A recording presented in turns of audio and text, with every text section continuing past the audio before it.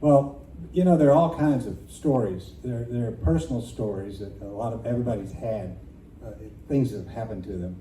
And then there are historical stories like Jim tells, and I tell some historical stories, weird things from history that catches our fancy. And then there are, what I call the liars contest. And I've been in several liars contests around the country. Oddly enough, I've told stories about bears. And I've got a new story. You have to have a new story every year if you're going to be in a liars contest, because the people who judged it heard your story last year. I've come in second or third, sometimes I've come in first. I was the champion liar in Eastern Kentucky for a year. There's only one contest, and you get the title for a year. And I had to come up with a. But it's not a lie though. I always tell the truth, because I've had fantastic things happen to me. Now I'll tell you about the process. A little bit about the process. What I do is if it's going to be a tall tale, and sometimes any story, I write it out first. I write it out, but I don't memorize it. Memorizing things is deadly for a storyteller, because you forget where you were in your story if you've memorized it. Some people can do this. Normally, it's just an outline to tell me what I'm going to follow, beginning, middle, and an end. Then I visualize it as I tell it. And then I tell it again and again and again, and the story changes. So tonight, it's a new story that I've got to tell you. And this happened to me. It really did. It happened to me a long time ago. See, I'm much older than I look. Back in the day where I lived, I grew up in the Appalachian Mountains in the Carolinas. And you know what we did a lot of people did for a living? They worked in the mills, and some people worked on farms, and some people, they had moonshine stills. We had a lot of moonshine stills in the Carolina. We had a place up there at the corner of South Carolina, the top part of South Carolina, called the Dark Corner. It was called the Dark Corner because it was dark in those mountains. And you need the moonlight to make your moonshine so the revenuers won't find you. And it's the shine. The shine is what you get when you drink the corn liquor. And we found out we could make more money from corn liquor than we could from selling ears of corn. And that's liquor where I come from, L-I-K-K-E-R. Puts a shine on you. And I had this really weird job. I went around tasting moonshine. I get 10 cents a sip. And I would tell people how good it was, or how much kick it had, or whether it was terrible.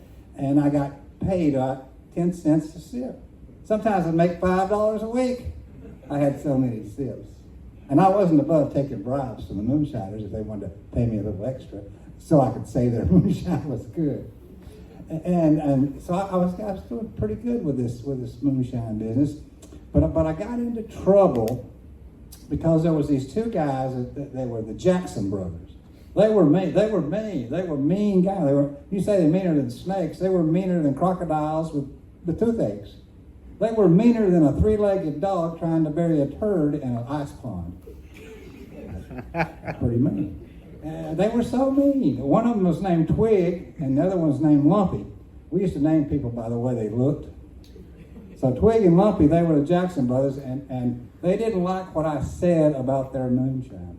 Now, I had been making this money. I was saving up in case I needed a new liver, because I was getting 10 cents a shot there, and I had $5 a week. So anyway, that money went further back then. Anyway, they didn't like what I said. I said that their moonshine tastes worse than Spam juice. Now, I don't know if you know what Spam is. Anybody had Spam? Yeah, that's Spam. Well, sometimes when you open the can, there's a little bit of congealed gel on top of it, and if you run that off and put water in it and try to drink it, I know, some people like it. Anyway, I didn't like it. I said that tasted like Spam juice. Well, they took umbrage with that. And they were laying in wait for me when I came up the hill. And they got me, and they grabbed me, and they jerked me, and they put me inside one of their whiskey barrels, and they nailed the lid shut, and I was inside that barrel like this, and there was a hole that I could see out the hole. That's all I could see. And I was trying to see what are they going to do to me? Well, they took that barrel, and they turned it on its side, and they rolled me down the mountain. And I rolled down over. I saw the world going around and around and around and around. Landed and I cut a flip and it landed upside right. And I could see, I was sitting there in the dark and I could look and out of the forest, I saw a bear coming. There's always a bear in my story. This bear was coming for me. I didn't know what he was going to do, but he came right up to the barrel and he sniffed around the side of it. And he looked at that hole and he stuck his snout in there. And his snout was right in front of my face. And I had a temptation to thump it, but I knew that wouldn't be a good idea. So I rubbed it a little bit. And the bear whimpered. I rubbed it a little more. The bear whimpered. And then the bear pulled his nose out and he turned around and he stuck his tail in there. There's a spot on a bear that a bear can't reach. Just above the tail. They have little tails. So I started scratching that and I heard the bear go, as I was scratching. I thought, well, that's pretty cool. I wonder what that bear would do if I grabbed his tail. So I grabbed a hold of it and he started running. And he was dragging me around. I was bouncing. I said, what if I turn it left? I turned his tail left and he went left. I turned it right and he went right.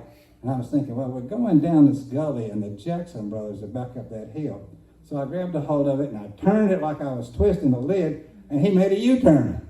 And he went right straight up the hill and I pulled hard on it and we were bouncing and smashed right into that steel. Smashed it to smithereens. And the barrel itself smashed.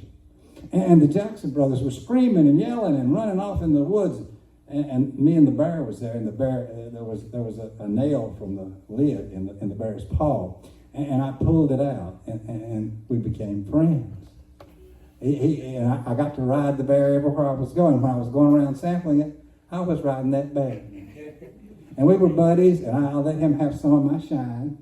I let him have a sip every now and then. I never saw the Jackson brothers again, and that's a true story. I swear.